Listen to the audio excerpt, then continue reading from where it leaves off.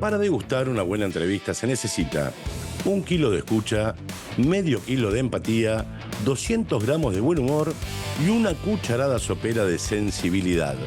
Mezclar bien y agregar los condimentos a gusto del invitado. Es indispensable para saborear este plato, dejar el amarillismo de lado y no tribunear. Bienvenidos a la cocina del fútbol. Bienvenido, Diego Latorre.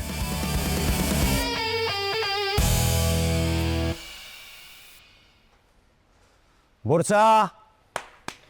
Dale. Mirá la facha que tiene de ti, boludo. No, facha. Tremendo, con esos lentes. Tostado, ¿Me lo todo. saco? ¿Me lo sacó? Diego, Fernando. Lo último hubiese esperado que me diga. Pero escúchame, que reconocer cuando el tipo tiene facha, viejo. Ahí está, ya no tanto. Muy bien.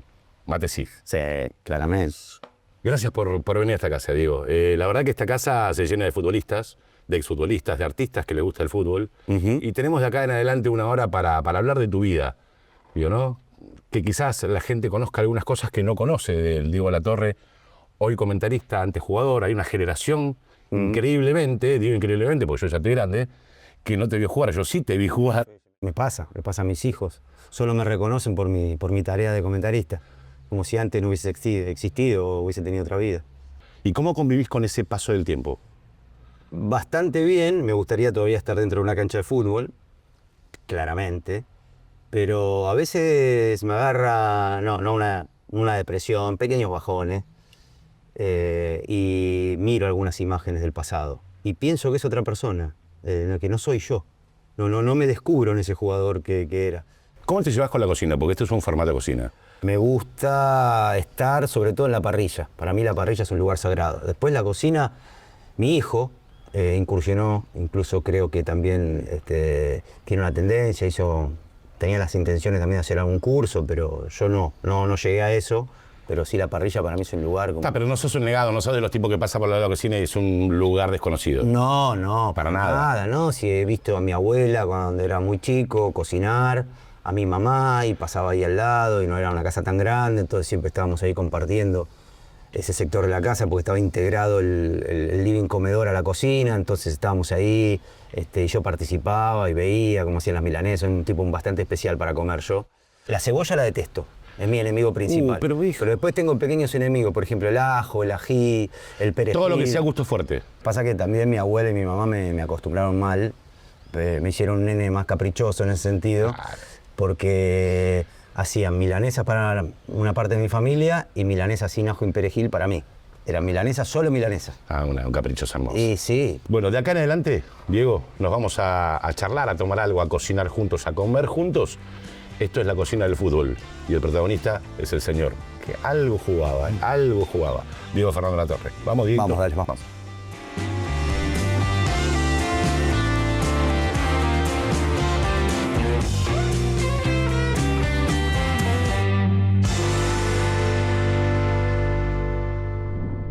Maxi, querido, ¿cómo estás? Bien, ¿vos? ¿Todo bien? Un placer. Hola, Max. Porcita. Qué crack sos. Mirá, tengo algo para dejarte. Espero que me prepare un traguito, ¿no? Ahora es un fenómeno. Primero mate, después un trago, no sé cómo... No sé cómo termina la cosa, digo, ¿no? Cuando termina el programa. Y después la comida y toda esa cosita. Sí. ¿Qué quieres tomar, Diego? ¿Qué tenés? A ver. Y yo creo que una, pero... Un Aperol. ¿Eh? Muy bien, la pegaste. Yo voy a una cervecita nomás, ¿eh? Tranquilo. Gracias, Max. Por favor. ¿Cómo estaba conformada casa cuando vos eras chico? Mi mamá, mi papá, mi hermano, que es 2 años menor que yo, y en el fondo vivían mis abuelos, maternos. Maternos. Sí, mi abuela y mi abuelo. Mi abuelo murió cuando yo tenía 14 años, una tristeza infinita, porque él fue quien me trasladó la pasión por el fútbol, y mi abuela unos años después. ¿A qué se dedicaba el viejo? Mi viejo era comerciante, tenía una fábrica de embutidos y salía a repartir, era el dueño, el jefe de la fábrica, pero salía a la calle, vendía, gran vendedor. Y bueno, le iba razonablemente bien, se iba a 4 o 5 de la mañana de casa, volvía a las 2 de la tarde, así que yo lo pude disfrutar bastante en esa época. Y bueno, dormía una pequeña siesta y después ya estaba toda la tarde cuando yo volvía al colegio con mi familia ahí en casa. ¿Y la vieja, ama de casa? Sí, mi vieja me da contadora, le llevaba los papeles, los asuntos de la fábrica a mi viejo, pero en casa. Contame ese La Torre Estudiante. ¿Cómo eras? Muy aplicado. ¿Sí? Sí, no sé si tanto por voluntad propia, pero tenía a mi mamá ahí atrás. Ah, claro, insistidora. Atrás. Y cada vez que me sacaba un 6 en casa era un velorio. Algún grito, siempre recalcándome que lo importante era el estudio y que no podía abandonarlo y que los chicos de antes no eran como los de ahora, eran menos dispersos, teníamos menos atracciones. Cierto. Y entonces estábamos muy enfocados en eso, en jugar con los amigos. La picardía más grande que podías hacer es jugar con tus amigos en la esquina, irte y no volver y no avisarle a tu mamá, desaparecer por un par de horas, nada más que eso. O sea, pero no era un lugar de peligro paternal, Totalmente. era otra sociedad. Mis abuelos estaban ahí afuera a las 6, 7 de la tarde con la sillita tomando aire. Contame cómo aparece el fútbol ahí. Digo, vos haces inferiores en Ferro, ¿no? Sí, yo hago inferiores en Ferro. Me empecé a destacar en el colegio, bastante, en los intercolegiales. Y de pronto mi abuelo, que era fanático del fútbol, me empezó a tantear a ver si quería ir. Mis viejos no muy dispuestos a eso. Y de pronto mi abuelo insistió que me quería llevar y estaba la puja en ese momento en el barrio, por lo menos en Paternal, entre Argentinos Juniors y Ferro. Se disputaban a los pibes. Y mi viejo y sobre todo mi abuelo había percibido que en Argentinos Juniors no había un buen clima. Había como una pequeña camarilla en esa división, por lo menos en la mía, en la 69. Y mi viejo, si bien no participaba del entorno del fútbol, iba mucho a los cafés y demás del barrio, entonces hablaba con mucha gente de Argentinos Juniors, que era una selección de pibes extraordinaria, estaban los mejores. De esa división estaba Redondo, bueno, Rudman, había muchos pibes y alguno que jugaba conmigo en el colegio. Y de pronto mi abuelo dice, mejor lo llevamos a Ferro, que en ese momento era una institución modelo. Al Ferro de Santiago Leiden como Claro, presidente. claro, el gimnasio Chari, una maravillosa institución y además una linda infraestructura, gimnasio, canchas auxiliares. Una vida además, social gigante. Creo que a la segunda o tercera prueba ya quedé en la división. Jugaba de 8 yo, no jugaba de 9 ni de 10. ¿Jugabas de 8? Jugaba de 8, volante por la derecha. En ese momento estaban muy marcadas las posiciones, 5, 8, 10. 5, 8, 10. El 10 más emparentado con la creatividad, pero el 8 también. No, claro. Era un 8 más de ida y vuelta, cosa que yo no tenía. Pero como había un muy buen 10 en la división en Ferro, me colocaron de 8. ¿Quedaste hasta qué edad en Ferro? Hasta los 12 años. 12 años. Sí, mi viejo compró una casa en un country. En realidad no era un country, eran terrenos. Y ahí empecé a pensar la posibilidad de mi viejo ya no quería que juegue en Ferro. Estuve 3 años en Ferro. Teníamos un entrenador, no lo voy a nombrar por una cuestión de principios, no lo sé, que no nos trataba muy bien. O sea, era didáctico, pero cada vez que nos equivocábamos, hacíamos algo fuera de lo que él creía que correspondía, nos retaba y nos gritaba. Y empecé a bajar un poco las calificaciones en el colegio y demás, entonces mi viejo decide, y yo también ya estaba cansado, porque además, como nos íbamos a mitad de año a Miami o a cualquier lugar de vacaciones, cuando volvía el tipo me ponía suplente. Y me ponía suplente no un partido, sino 3 partidos, como castigándome, que me iba de vacaciones. Entonces mi viejo dijo, no, mira, no te tratan bien, te ponen de suplente. Los fines de semana mi viejo también tenía amigos y estábamos en Mapuche y ir a Pontevedra, si bien no era tan lejos, pero también representaba un esfuerzo. Dijo, bueno, no sigas, o sea, yo tampoco estaba muy entusiasmado y demás. Y me fui de Ferro. Che, mira, pará. Ya está. Sí, Mira que vamos bien. a brindar un poquito. Salud.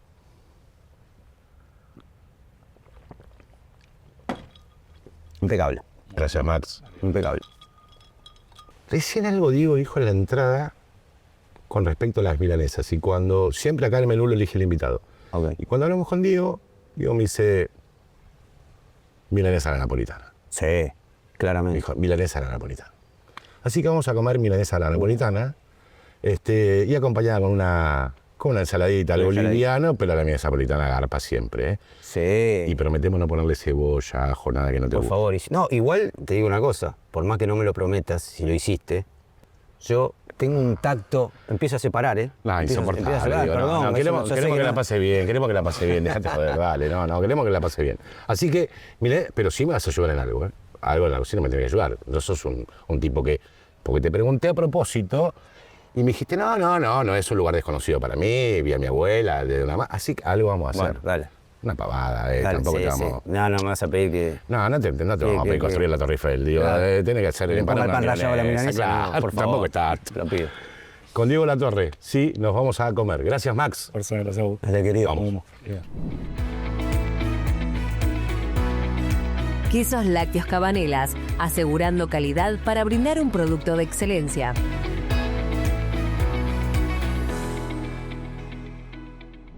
Bueno, acá estamos.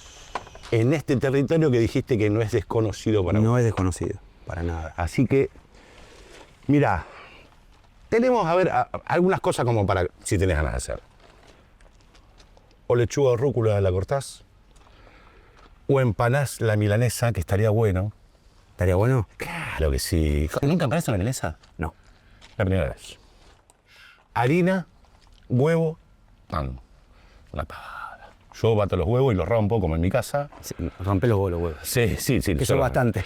Sí, lo sé hacer bastante bien. Pero antes que nada, y para que no te ensucies, y para que después esto me lo mande este aviso. Ok. Bien. Ah. ¿Cómo te lo mando? Me mandes una foto. Ah. Me Bueno, mandes una fotito ahí cocinando, seguramente asado. esto viene de regalo, ¿no? Por supuesto, Diego. Gracias. Te voy a hacer honor en mi parrilla. Te queda muy bien. ¿Qué sé yo? No sé. Ah, tu mujer participó hace poco de Sí, Masterchef. Masterchef. Claro, sí. ¿Y cómo la viste a ella? Bien. Bien. Sabe cocinar. ¿Cocina bien? Sí, muy bien. En los primeros años, sobre todo, que estábamos solos en Europa, me cocinaba, sí.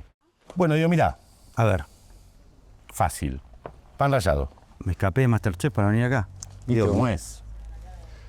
Harina, y yo voy a hacer este tema de romper los huevos y después voy a meter un quesito a la chapa, que eso te gusta. Sí, me gusta. Bueno, vamos a tirar un quesito a la chapa Dale. para que se funda y le tenemos un poquito de orégano y ahí comemos antes. Pero antes, para que mientras vos vayas haciendo algo, yo voy a hacer esto, mira. A ver. Vamos a romper, 2, 3 huevos y listo. Sí. Total, para lo que hay alcanza. Ok. Lo batimos y ya está. Sí. Vos llegás a Boca de una manera muy rara, ¿no? O sea, ¿cuánto tiene de verídico y cuánto tiene de fábula esa historia de me vio Sanabria y a partir de ahí me llevó? ¿Cuánto hay de eso de verídico y de otras cosas, digo, no? 100% verídico el relato.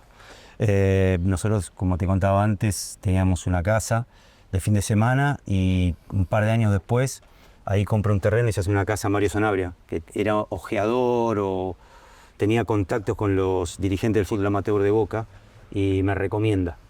Trae un equipo de Boca a jugar contra el equipo que teníamos en Mapuche ahí, los chicos, fin de semana, que jugamos el Intercountry, y ahí me ven los entrenadores de la octava de Boca, Grillo y González. Hago un gol en ese partido y bueno, me seleccionan para ir.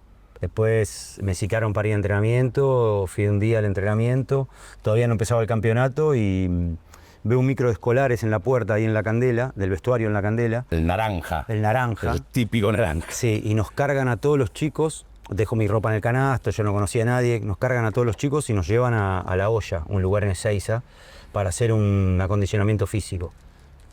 Y bueno, como el nombre lo representa, La Hoya era ir corriendo por los bordes, pero ir bajando, subiendo, trabajo de cuestas. Claro. A los 20 minutos yo estaba desmayado.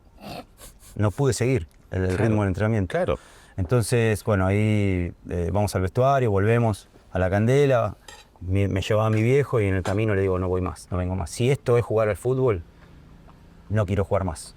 Y eso era algo excepcional, pero yo no lo sabía. Claro. Una vez cada 3 meses nos llevaban a los chicos a la olla. Y justo caí ese día.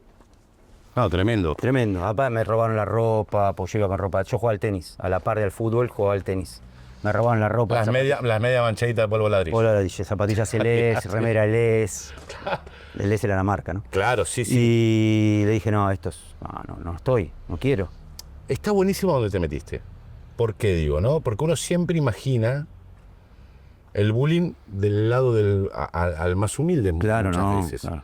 Pero acá, el fútbol que tenía seguramente mayoría de chicos humildes del interior y demás, el bullying del tipo que venía de Mapuche. Sí, Y eso es totalmente. tremendo, ¿eh? Tremendo, tremendo. A mí me duró, por ejemplo, bueno, después de eso, yo no quise regresar más, dejé de ir.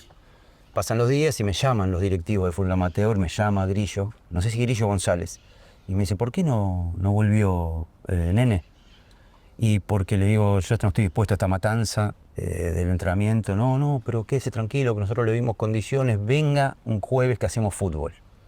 Hago fútbol con los suplentes primero de la octava, contra el equipo titular, juego bien, me meten en el segundo tiempo en el equipo titular de octava, también me adapto rápido, qué sé yo, termina el entrenamiento y dicen, bueno, te fichamos. Y allí me imagino, digo, porque me parece que capaz que estoy haciendo una suposición que no tiene nada que ver con la realidad o con lo que vos viviste, ¿eh? Pienso que revertir el bullying se puede de algunas maneras. Una es con talento. Sí. Si tenés talento, decís, che, pará, este es un cheto para ellos, digo, ¿no? Este es un cheto, pero mira que juega bárbaro. O con mucho carácter, para imponerte. Lo digo modestamente, creo que las dos cosas tuve. Tuve carácter y tuve el talento suficiente para poder ese primer escollo pasarlo. Porque recuerdo que a los 3, 4 días ya hablaba con los chicos, ya me trataban de igual a igual. Bajé un escalón también, digo, en cuanto a que para mí era un mundo nuevo, ¿no? Entonces Claro. tenía que convivir con pibes, que yo en mi barrio tampoco era de Recoleta, de la alta sociedad, pero sí tenía un nivel de vida superior a los chicos. Aparte, para mí el fútbol nunca fue una necesidad económica, y eso se nota enseguida. Los chicos quieren llegar porque detrás hay un proyecto familiar, detrás está el padre ahí, el hermano, es como la salvación de la familia el pibe. Pero yo me acuerdo ya a las 2 semanas estar adaptado, y eso que tenía muchos privilegios, porque yo no me entrenaba a la par de los pibes. Yo llegué a la octava Boca, por ejemplo, los entrenamientos eran de 2:30 de la tarde a 4:30, martes, miércoles y jueves. Y yo no me entrenaba martes, miércoles, iba los jueves a hacer fútbol y los sábados jugaba. Pero claro, el primer año hice 23 goles. Ah, un montón. En 26 partidos, 27, 28 partidos. ¿Y jugando de 8? Salí goleador de ¿Jugando de Nacional. 8? No, ahí ya jugaba de Ahí 9. ya no. Ahí ya jugaba de 9. Jugar en los últimos 30 metros de la cancha representa un nivel de dificultad altísimo. Tenías que sobrevivir. Los pibes antes, yo me acuerdo cuando ingresé a primera, después de ese año en octava me ascendieron y llego a primera, era una jungla. O sea, los pibes estábamos vistos como una competencia para los grandes, planteles conformados de 25 jugadores, ¿no?, de trayectoria. Nombrame 3 futbolistas de esos con mucha trayectoria.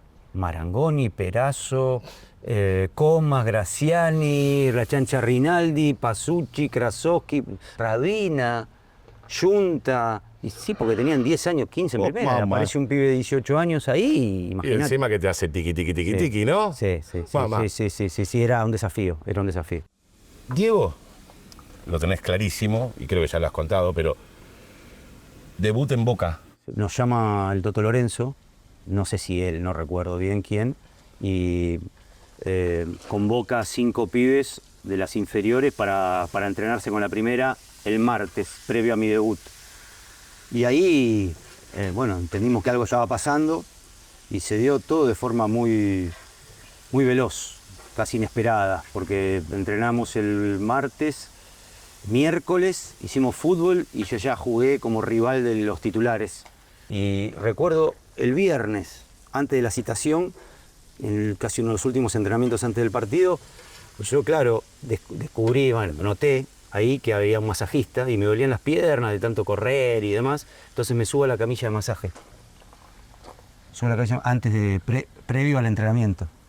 Y estaban llegando los jugadores de primera y llega el loco Gatti y me baja de los pelos de la camilla. Me dice, nene, a los 18 años no te puedes masajear. A ese nivel era el trato, pero no era algo No, pero está bien, ¿eh? que yo lo esté criticando, sino era habitual en esa época. Y cuando da la lista el sábado, porque nos concentramos desde el viernes, el sábado vamos a entrenar a la Bombonera y dan la lista. El pizarrón, tiza, y pone los nombres en la lista de los 16, ahí, que ahí vamos a jugar. Y estoy yo, y figuro yo dentro de la... Ah, hermoso. Terrible, me explotaba el corazón. Bueno, probate esto. A ver cómo está. Tenedor acá. Sí, ahí. A ver cómo está. Vamos Vamos con ese cuadradito, ¿eh?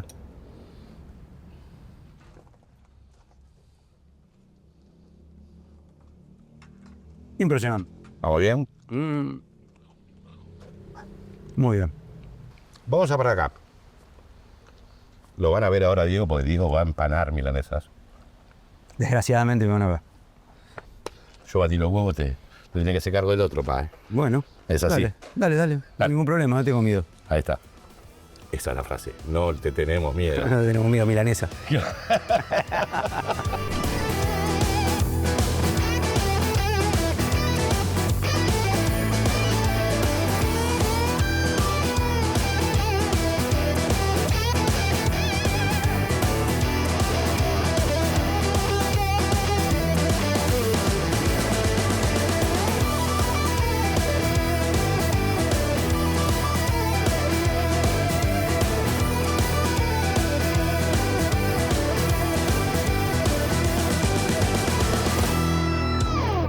Bueno, Diego, querido.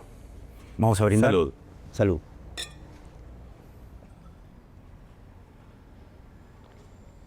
Bien. Vamos a probar esa ¿Ya milanesa. puedo? Sí, claro. Si las empanaste vos. Ya sé, pero Las empanaste, le pusiste tomate. no quiero empezar antes de tiempo. Quiero decir un detalle. Son milanesas de cuadril. No son milanesas de un corte, bola de lomo, nalga, pelleto. Cuadril, como si fuera un churrasco, pero hecho milanesa. ¿Está bien? Tengo que decir que sí porque las hice yo. ¿Pero está Entonces, tierno? Muy bien. ¿Viste? Sí, muy tierno. Diego, te pregunto después de ese debut en Boca contra Platense, ¿te sentiste titular después de ese día o sentiste que te costaba? Me costaba jugar con frecuencia, que el entrenador tenga plena confianza en mí, en momentos de tensión. Generalmente se confía más en el oficio, en la experiencia, que se supone que los grandes van a resolver problemas que son verdaderos conflictos en el fútbol, la presión, enfrentar al público, jugar con dificultades, malas sensaciones, que la gente esté inconforme, que proteste. Esos problemas generalmente los enfrentan con mayor oficio y mayor naturalidad a un jugador que ya ha pasado por ahí. El chico a veces tiene ese desparpajo, pero ese mundo te abruma. A mí, antes de consolidarme, viví etapas donde verdaderamente me replanteé si quería no jugar al fútbol, si no era mejor cambiar de aire, porque uno quiere todo breve, ya. ¿Y cómo te llevas con la prensa y la gente? Mira, el primer partido, el debut, que hago un gol, perdimos 3-1 con Platense en la cancha de Vélez y recibí como una lección de lo que era el mundo de primera división. Y cuando voy a la sala de prensa me preguntan, ¿estás contento por el gol? Y yo con toda mi inconsciencia digo que sí, que estaba contento con el gol. Incluso ignorando un poco lo que había sido el partido, el resultado del partido y demás. Entonces, sí, estoy contento por el gol. La verdad que el debut que yo siempre soñé, a los 18 años, recién cumplidos.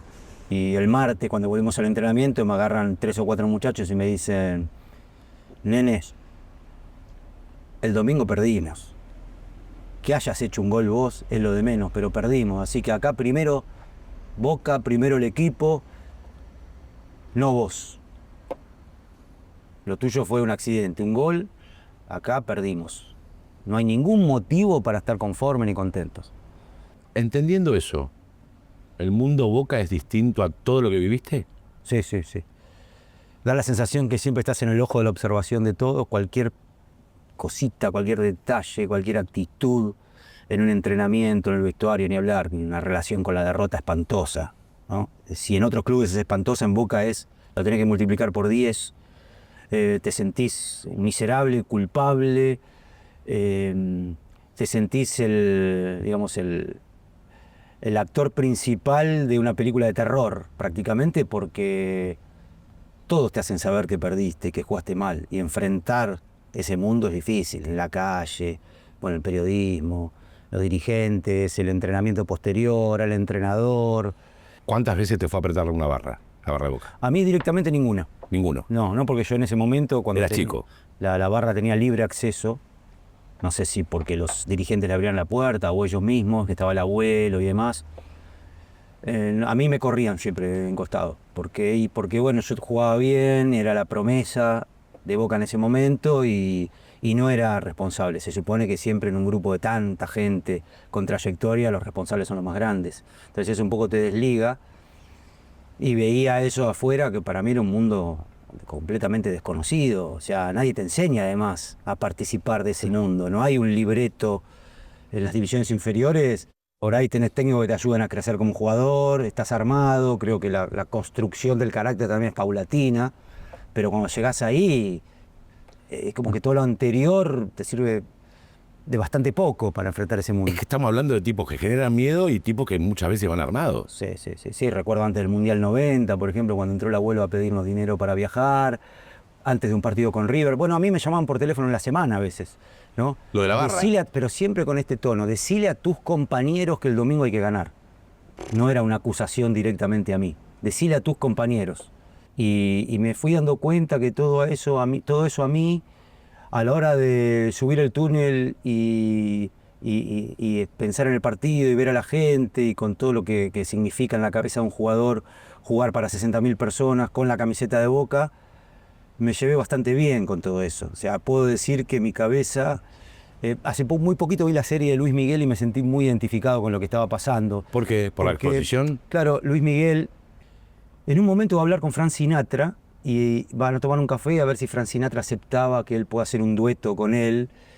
Y me sentí tan identificado porque no iba preparado Luis Miguel para cantar. Iba preparado para charlar, para conversar, para sentarse a tomar un café. Y en un momento le dice a Luis Miguel Frank Sinatra, ¿vos cantás?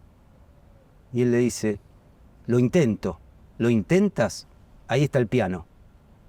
Cantá. Entonces Luis Miguel entra en un personaje, ingresa en el personaje, se levanta el pelo, va hacia el piano y canta y la rompe toda. La rompe. Y un poco eso es lo que nos pasaba a nosotros. O sea, yo podía estar haciendo una broma en el vestuario con un compañero un minuto antes de salir en Boca River, subí al túnel y yo era otro. No me preguntes cómo, si era un mecanismo mental o qué, pero como que mi cabeza tenía una palanca, hacía un clic y era otra persona. Una persona imperturbable, que no le molestaban los silbidos, que no sentía el peso de la responsabilidad, que no me importaba que se jugaba contra River, contra Racing, Independiente o Platense. No sé, eso lo fui adquiriendo evidentemente, me pasó a mí, quizá a otros no. Pero ahí sentí que ese pibe de country jugaba en la primera de Boca, o sea que no había nada que lo haya afectado a ese jugador en ese proceso que a veces es muy traumático de jugar, consolidarte, los silbidos, la obligación. A mí por lo menos todo ese proceso no me afectó. ¿Te hinchó las bolas el apodo de Gambetita? Se lo reproché a Víctor Hugo, pero ahora me doy cuenta que estoy del otro lado del mostrador, estoy acá, no allá. Claro. Que bueno, también es una necesidad periodística, es el hecho de, bueno, en ese momento describir a un jugador de fútbol que tenía que ver ese apodo con lo que yo era como jugador. O sea, Gambetita, era un Gambetita. Era un tipo que quizá en ese momento, en esta cosa de querer destacarse, la soberbia del jugador de fútbol, que es muy importante, ¿no? Que es un combustible muy importante para el jugador de fútbol, el ego. Claro. Porque si no, no puedes estar ahí en el escenario ese. Me fui dando cuenta que tenía que ver, o sea, estaba vinculado con lo que yo era, un tipo que le interesaba más por ahí a mí, lucirme, gambetear a 4, que después con el tiempo, a los 2 años ya era otro jugador también. Me fui formando sobre la marcha, lo que ahora no le pasa a los jugadores. Y creo que ahí pude comprender un poco por qué, con qué intención de haberme puesto Gambetita y me pude poner en su lugar y entender un poquito más cómo funcionaba esto, el oficio del periodista, ¿no? Me voy a meter en un tema que ya lo hablaste 200.000 veces y hasta debes estar hinchado las bolas. ¿Cuántas veces hablaste del tema del cabanero? No, el asunto fue así. Un jugador de fútbol siempre está medio contenido. Está contenido, no expresa sus emociones públicamente. A veces uno lo hace y explota, otras no. Pasó algo muy particular en ese entrenamiento. Nosotros veníamos de una derrota con Lanús, en la cancha de Lanús. Y al otro día hubo una reunión tensa en el vestuario, fuerte. Nos dijimos muchas cosas entre jugadores, solamente entre jugadores. No estaba ni siquiera el entrenador, ni el cuerpo técnico, nadie, el cuerpo médico, nadie, jugadores.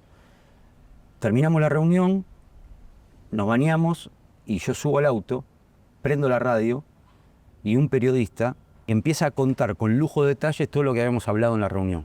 Y era O sea, tal cual. Tal cual, quién se paró, así con lujo de detalles, quién se paró, quién discutió, quién contestó, a quién iban las críticas, quién se defendió. Entonces yo estaba en el auto y prendo la radio y escucho todo esto, pero con información certera. Que la fuente sea, no sé, hasta un ayudante de cuerpo técnico, un directivo, un utilero, pero que sea el propio jugador en algo tema tan delicado como es una reunión post partido. A mí me dolió, me sentí como una traición. Y me aborda un periodista y ahí lo que quise decir era putería y me salió cabaret. Lo que a mí me parece un poquito fuera de lugar es ventilar todos estos problemas, porque creo que parece más que nada un cabaret. Después se magnificó, por supuesto, y perdí un poco el sentido original de lo que yo quería decir, que era que había alguien, Había un buche, buchón, claro. un buchón dentro del vestuario. Y uno supone que el marco de seguridad es el propio vestuario, los propios jugadores, Claro. que entre nosotros tenemos que defender y que tenemos que ser una familia. Más allá de jugar bien, errar un penal o eso, que son cosas naturales en el fútbol, ganamos, perdemos todos y ahí no puede haber nadie que no tenga ese compromiso con el propio jugador, porque cuando un jugador tiene un comportamiento así, se desnaturaliza como futbolista. El futbolista de por sí tiene una solidaridad por ahí que a veces no está bien contada en los medios de comunicación. Contame cuál fue tu momento más importante en Boca, que vos dijiste, acá es lo más cercano a decir, uff, qué momentazo más allá del debut, que es otro momentazo, digo, Sí. pero momento futbolístico tuyo que vos dijiste, te sentiste pleno. Creo que fue el campeonato con el maestro Tavares, con Bati. Es más, yo recuerdo en los entrenamientos en la semana, que también eran ásperos, siempre fueron ásperos los entrenamientos, compañeros de la Junta que decían no lo toquen al pibe, no le peguen al pibe, que es el que nos va a hacer ganar partidos. Yo sentía que era la diferencia, o uno de los 2 o 3 jugadores que hacían diferenciales en el equipo. Lo sentía, y lo sentía no un partido, lo sentía con regularidad. Vos tuviste ahí un momento increíble que inclusive te lleva a la selección, a vos y a Bati. Sí. Yo creo que en esa cuestión se retroalimentaron de una manera extraordinaria, porque Bati venía de un River Sí. que no había funcionado, y ustedes generaron una química, digo, extraordinaria, mérito de los dos, digo, ¿no? Y yo creo que, bueno, por lo menos muchos puntualizan que yo creé a Batistuta y lo ayudé, pero también él me ayudó a mí en esos meses. A sacar cosas que yo tenía dentro que hasta ese momento en primera división no las había mostrado. El pase por gol. ejemplo, el pase gol, por ejemplo, tomarme respiros en los partidos, por ejemplo, tener la pelota en los pies y que él, delante mío, se mueva, o sea, me hacía 20 desmarques, porque yo no era un tipo que tenía mucha imaginación, yo tenía que ver, yo no tenía esa representación mental que tienen los talentosos para el pase de gol, que parece que van por delante, que imaginan cosas que todavía no sucedieron. Claro. Lo mío tiene que suceder, lo tengo que ver. Yo tenía otras cualidades. Evidentemente ahí encontré una complicidad con Batistuta que después la tuve con Derticia también. En Tenerife. En Tenerife, 94, lo mismo. No tuvo quizá mediáticamente la misma repercusión, pero Pero fue un equipazo ese en Tenerife, Sí, digo, de Articia, Redondo, Castillo. Ezequiel Castillo. Teníamos a los 2 de afuera, Felipe y Chano, que eran jugadores de la selección española en ese momento. Mediocampo impresionante. Y le ganan al Real Madrid. Llegamos al Real Madrid las 2 veces. Sí, las 2 veces, y ahí fuiste determinante. Ahí fue determinante, sí. Y ese también fue mi apogeo en Europa. Es más, ese partido fue Basile a la cancha y viene después el partido con el Panadero y hablan con Valdano, con Capa, entran al vestuario y prácticamente me garantizan la presencia en el Mundial 94. Y después no recibí ningún llamado más y mantuve el nivel. Es el dolor que te queda, ¿no? Sí. Yo tengo conciencia, o sea, percibo lo que soy y sé que el 94 era el momento mío. Hablando del exterior, vos en un momento estuviste de novio, creo, con Zulemita Melem. Correcto. ¿Cuánto tiempo estuviste? 9 meses. 9 meses con Zulemita. Sí. ¿Cuánto hay que el presidente de la Nación levantó un teléfono diciendo, que la Torre no se vaya, porque Zulemita estaba muy enamorada de vos. No, No pasó eso. si lo habrá pasado. ¿Tuviste relación con él? Sí. ¿Y? Y incluso vimos un River Boca juntos, yo estaba en la selección y no había viajado a Mar del Plata para ese partido y lo vimos juntos en la casa, con Zulemita, los tres. Ella cocinó y nos comimos ahí, viendo el partido, que Cabañas hizo un gol. ¿Y por qué te peleaste? Con Zulemita, digo, ¿no? Sentí en ese momento que mi rendimiento no era el mismo, que mi cabeza estaba un poco disociada y que no estaba plenamente en el fútbol.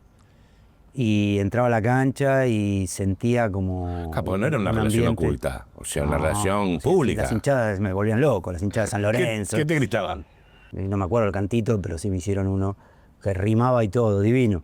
Entendiendo la farándula, digo, tenés hoy a Janina que es recontra mediática. Vos que pasaste un quilombo bárbaro con aquella cuestión que se dio con Natalia Hyde. Digo, ¿cómo conviviste con todo eso?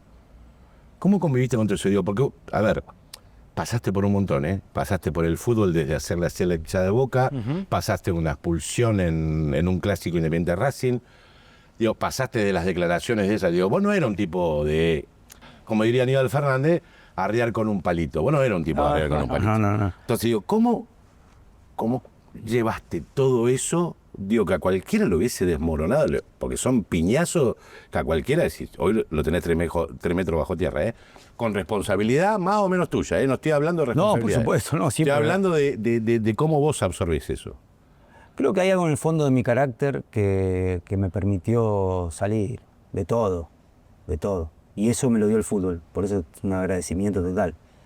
Desde chico, veo que hay cosas muy invisibles que se terminan arraigando tu personalidad, no te vas dando cuenta, no te puedo decir este momento, pero sí creo que quizá una acumulación, una sumatoria de momentos que fui atravesando a lo largo de mi carrera, de ganarme la titularidad, de convencer al entrenador, de estar en el banco de suplentes, de irme a mi casa llorando porque el técnico no me consideraba, de enfrentar al público, de desafiar a la prensa.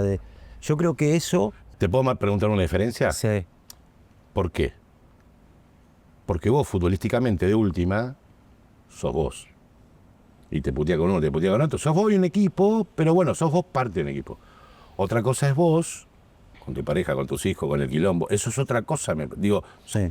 está bien, yo lo marco desde el carácter que digo, ¿cómo lo sobrellevaste? Lo que le da gravedad al hecho es que se transforma en público, pero en definitiva no es ni más ni menos lo que puede pasar en cualquier familia, en cualquier orden. Totalmente. O sea, pero en definitiva vos lo que tenés que tratar es de saber, reconocer qué hiciste, por qué lo hiciste, cuáles son las causas, cuáles son las consecuencias. Tal cual. Y no esquivar eso. No mentir en el sentido de que no, bueno, sino tratar de enfrentarlo. Me agarró en un bajón, me agarró mal. No, y entender. No es llenar de excusa la cosa. Entender que uno. Yo aprendí en el fútbol primero y en la vida después a entender que no soy perfecto, que esto no me da impunidad. No hay que ligar una cosa con la otra. No soy perfecto, que me puedo equivocar y en ese momento tratar de asumir que te equivocaste o no. Pero si vos partís de ese lugar, me parece que ahí ya tenés una parte de la solución en tus manos. Yo no soy víctima. Y ni puedo poner a nadie como víctima. Así que, si estás así, creo yo que no me analicé ni nada. Este es el fruto de también, como te decía antes, de las vivencias que he tenido. Sí, de los callos que te da la Yo vida. no soy ni víctima ni voy a trasladarle a otro la responsabilidad. Contame ahora a favor, entonces, ¿cuánto es que estás con Janina? 31 años. Y tenés una fórmula, te pusiste a pensar, y 31 años es un montón, Diego. Es un montón, es más de la mitad de tu vida. No hay fórmulas. No. No, porque la fórmula que yo puedo emplear para mi pareja, para el noviazgo, para una relación de amigos, puede cambiar de acuerdo a la personalidad de las otras dos personas, que encuentran una manera de relacionarse o de entenderse que no tiene nada que ver con la mía. Entonces eso, no hay una ley que rija o algún secreto que yo te pueda decir. La fórmula es primero amor, tolerancia, aceptación del paso del tiempo, de la rutina, de la amistad, de de entender que somos dos buenas personas, de que hay un proyecto común que es la familia, que son nuestros hijos. ¿Qué te divierte de ella todavía, después de 31 años? No, yo la admiro porque es una mujer, una buena mujer, muy preparada, muy inteligente, que tiene humor con ella, tiene humor con los demás, que fue un soporte muy grande en mi carrera, porque ahora ves a Janina mediática, pero ya cuando la conocí a Janina era estudiante de la universidad. Después se fue convirtiendo en esto, pero siempre la jodo y le digo a Janina, vos no podés decir de mí que estuve por interés con vos, porque todo esto se creó posterior a, o sea, se fue convirtiendo en eso. No es que la conocí así, pero la jodo porque, a ver, eso lo tenemos nosotros casi como un complejo, el mediático, el famoso, de que toda la gente que se acerca por interés, ¿no? Porque algo nos quiere sacar, Claro. alguna tajada, no sé, económica, o soy el amigo del campeón. Entonces yo le digo a ella, mirá que yo te conocí cuando eras un estudiante de la facultad. ¿Y ella qué te dice? ¿Por qué sigue estando al lado tuyo? ¿Qué todavía le sigue gustando de vos? Yo creo que ella me admira profesionalmente, me admiró como jugador de fútbol. Fui un gran padre, no pretendo ni me propuse ser un ejemplo de nadie, pero sí fui un gran padre, estuve con ella, trato de sostenerla, tengo como prioridad a mis hijos también. Entonces, me parece que decir que me cierra por todos lados parece una transacción, pero yo creo que hay un complemento, hay algo que nos une y eso creo yo que no sé qué puede pasar en el futuro, ¿no? Pero va más allá de cualquier accidente del día a día, es algo superador, ¿no? Que lo envuelve a todo eso. ¿Es verdad que te confundieron con Sergio Dalma? Sí, claramente. Estaba en una playa en Tenerife, 4 chicas de Valencia, en el año 92, yo recién arribaba a Tenerife, 93. Estaba tomando sol y claro, yo en ese momento en Tenerife era un jugador conocido en Argentina. Tenerife Claro. recién llegaba, 4 chicas que tenían un acento de la península, porque en Tenerife se le dice a la gente de España península, me empiezan a sacar fotos, digo, de una forma como, ¿quién es? Ahí hay una celebridad, yo no me consideraba una celebridad, por lo menos en España en ese momento. Qué raro, y se me acercan tímidamente y me dicen, Sergio, ¿nos sacás una foto en ese momento? Cuando la foto era la foto de turista, no era el celular. Es que ya había Nos que ir a sacamos revelar. una foto con vos, vení, cantanos algo, te admiro. Entonces yo le digo, ¿con quién me estás confundiendo? Y ahí vieron el acento argentino. ¿Vos quién sos? Me dicen. No, yo no soy Sergio Dalma, yo soy Diego Latorre. Diego Latorre juego en el Tenerife al fútbol. No, ¿cómo puede ser? Las chicas con vergüenza. Después nos quedamos charlando y la pasamos bien y yo viajé para ver a una de ellas en ese momento. Pero me confundí con Sergio Dalma, sí. ¿Te quedaste conforme con tu carrera? No, ¿En serio? no me quedé conforme. No, Fue un y- exigente de mierda. Dale, loco. Y sí, Jugaste sí. en España, jugaste en los mejores, en un montón de clubes argentinos, jugaste en Boca, jugaste en Racing, jugaste en Central, jugaste en un montón de equipos. Fuiste a... ¿No te quedaste conforme, en serio? con tu No me carrera? quedé conforme, ¿no? Creo que podía haber hecho un poco más. En ciertos momentos yo era un jugador muy de tener, necesitaba tener una complicidad, una afinidad, una sensibilidad con el entrenador y creo yo que tenía que haber puesto algo más de mí para poder participar, para poder triunfar en entornos o en equipos en donde quizás no compartía ideas o estilos, o por ejemplo bancarme un poquito más todo este sistema que hay alrededor del fútbol, donde conviví con personajes que son, ¿no?, pesados, siniestros en algunos casos, y hablo de dirigentes, hablo de representantes, hablo de, no sé, hinchas, Y hasta de periodistas. entrenadores, periodistas, compañeros. Entonces, yo podía haberme evitado 2 o 3 episodios que tuve y creo que hubiese estado ahí, pero a su vez no me lo reprocho tanto porque el hombre del futuro está jugando al hombre del pasado. Es imposible. Con otros elementos, Con otra cabeza, claro, con otra herramienta. con otra vida vivida, Sin el barullo del día a sin día. el agobio del Claro, momento. claro. No. ¿Sabés que hay una empresa de seguro que nos acompaña, que es Gema Advisor, que es de los brokers más importantes del país? Y la pregunta es, ¿en qué lugar, puede ser en tu vida, puede ser en la cancha, te sentís absolutamente seguro? En mi casa. En tu casa. Sí. En mi casa con mis libros, con mis perros, mi televisión y con mi familia. ahí. Después, una vez, yo no me analizo mucho, ahora estoy hace 6 meses que he retomado, pero me dijo el psicólogo una vez que yo vivo con una especie de lamento porque, bueno, creo que lo mejor de mi vida ya pasó, ¿no? Es una frase muy fuerte. Por eso digo, la cabeza, nadie puede entender lo que le pasa al otro y cada cabeza es como un pozo insondable, ¿no? Pero él me dijo que mi lugar de seguridad era el auto, porque yo me trasladaba, el auto es cerrado, es hermético, nadie puede entrar.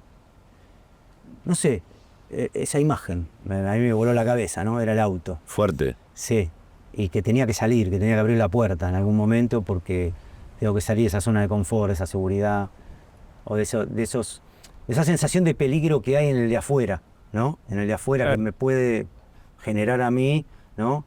Que yo no esté del todo feliz, seguro, como sea. Acá hubo una silla que nos acompañó todo el almuerzo. Y esa silla, cuando llegaste, dijiste, che, ¿dónde me siento yo? Ahí o ahí. Claro. Y dije, ¿para qué está esta silla? Bueno, esta silla está para que vos figuradamente sientes a quien quieras que esté en esa silla. Uno, ahí. ¿Quién? A Flaco Menotti. ¿Por qué? Sí, por todo lo que representa, mi ideario en mi cabeza, Flaco Menotti. No creo que vaya a existir alguien igual. No creo. Mucho tiempo relegado, burlado, resignado hasta el olvido, pero las charlas que hemos tenido, lo que he aprendido de él, sentir esa sensación de que estás al lado de un tipo que sabes que es un tipo entero, un tipo sabio, alguien que te va a proteger, que te va a cuidar. Y creo que como él ha conceptualizado el fútbol, no lo ha hecho nunca nadie, me parece. Claro, en Argentina está el facilismo, es un Mercedes, es un chanta, es esto, lo otro, porque bueno, es muy duro, ¿no? Uno siempre se pone en la posición de profesor, nunca de alumno. Es muy duro que venga alguien y te diga algo, que te enseñe algo. Porque no, el argentino tiene esa cosa de ya la sé. En algunos, no todo, de pedantería, yo ya lo sé, esto, ¿qué me va a enseñar? En el fondo, ¿no? Entonces, si uno se retira y se pone en esa posición de aprendiz y alumno, el Flaco Menotti es lo más grande que te puede haber pasado en la vida. ¿Brindamos por César? Vamos. Dale. Sí. Por César. Salud.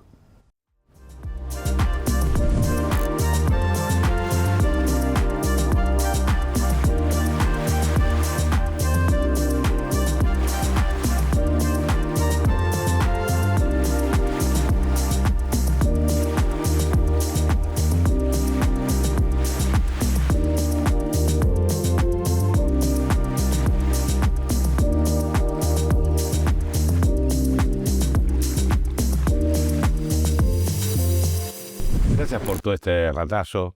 Hemos comido muy rico. Gracias por contar. Digo, porque aparte es un tipo que contás muy bien, que desarrolla las ideas, no que tira por tirar. Y que cuenta y que argumenta. Y eso tiene un valor. Y yo creo que no hablamos de tu rol como comentarista, hablamos mucho de fútbol y hasta de tu vida privada. Pero déjame decirte algo que alguna vez creo que te lo dije. Sos de los tipos que al periodismo deportivo lo obligaron a levantar la vara. Lo obligaron a levantar la vara. Porque no todos los futbolistas se han comunicado muy bien. Y vos, la verdad que, digo, sos directo, sos didáctico, sos de los tipos que enseña, que me parece que hay una parte que tiene que ver con el comentario que es con eso, digo, ¿no? Que el que está del otro lado tenga alguna herramienta más que le pueda dar el comentarista como para analizar el juego, que es hermoso y que es lo que nos apasiona todo el tiempo. Y por eso es este programa. La idiosincrasia es el fútbol. Y vos, como futbolista, nos llenaste de fútbol y ahora como comentarista nos obligás todo el tiempo a levantar la vara. Así que gracias por todo. No, gracias. Para mí fue un placer. Te vas a llevar un montón de cosas acá, pero un montón, ¿eh? A ver. En principio te vamos a invitar a morfar a un bar notable de la Ciudad Autónoma de Buenos Aires, que es el Bar El Faro, que está en Constituyente y La Pampa, un bar divino, que ahí te esperan cuando quieras ir a comer con amigos. Sos bien recibido. De la gente de Playadito te vas a llevar no solamente un par de paquetes, sino la lata contenedora. De la gente de Cabanela, los quesos que comimos, 10 kilos de queso. 10 kilos de queso te vas a llevar. el vinito que es bárbaro de la gente de Bárbaro. Arcaic, también te lo vas a llevar. Te vas a llevar un presente de la gente de Game Advisor, te vas a llevar de los chicos de Surper que hacen vajilla, aluminio, también cosas. El delantal, que tiene tu nombre, Sí. que es foto. Sí. Quiero foto. Agradecer también a la gente de Zona Franca Entre Ríos, para aquellos que quieren importar y todavía no saben cómo, bueno, los pueden asesorar la gente de Zona Franca Entre Ríos y tener, digo, no tirarse a la pileta porque sí, sino gente capacitada como para que les puedan dar una mano. También agradecer a la gente de la Quinta Buenos Pensamientos, que es un lugar precioso de la Divino. Cristian, divino, Divino. y que siempre nos recibe muy bien. RCT Club Vacacional en Chapadmalal es un lugar precioso con una hotelería bárbara, que tenés tu departamento, spa, pileta climatizada, cancha de tenis, cancha de pádel, playa privada, divino como para que vayas una semana. La gente del Howard Johnson Pilar también te regala un día para que vayas y decís, che, no quiero estar en casa, me quedo en el Howard Johnson Pilar y me atienden como un rey. Un hotelazo que queda en Neuquén, en Cabiahue, metido en el medio de los cerros y cuando nieva no sabes lo que es. Viste, vos decís, che, quiero sacar una foto para que me quede de recuerdo, quiero una postal, mirá lo que es este hotel.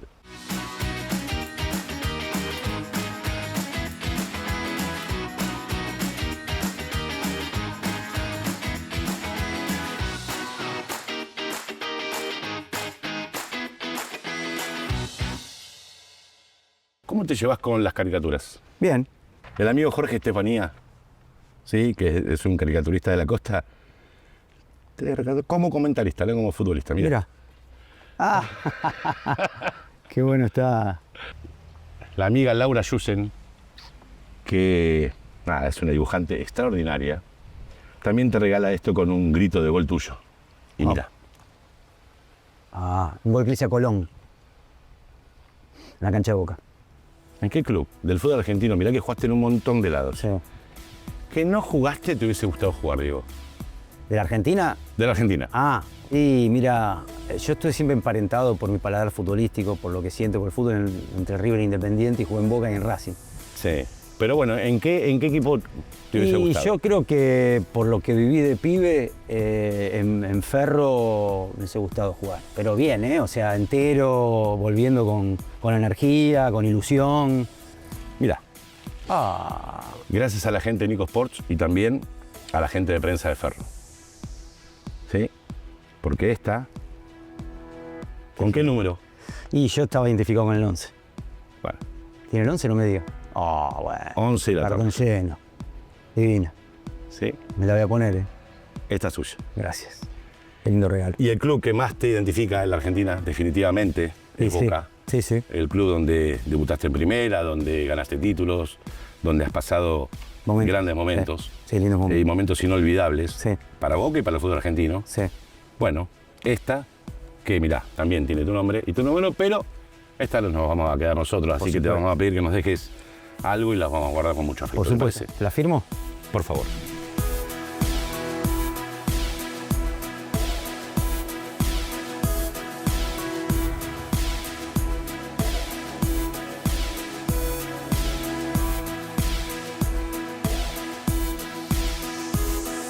Bueno, Diego querido, ¿qué le pusiste ahí? Para mis amigos de la cocina del fútbol, con afecto, Diego La Torre. Gracias, Diego querido. No, gracias a vos. Placer. Un placerazo en serio, ¿eh? Que se repita. Gente, gracias por estar del otro lado. Se fue una edición más de La Cocina del Fútbol con un gran futbolista y un gran comentarista como Diego La Torre. Gracias.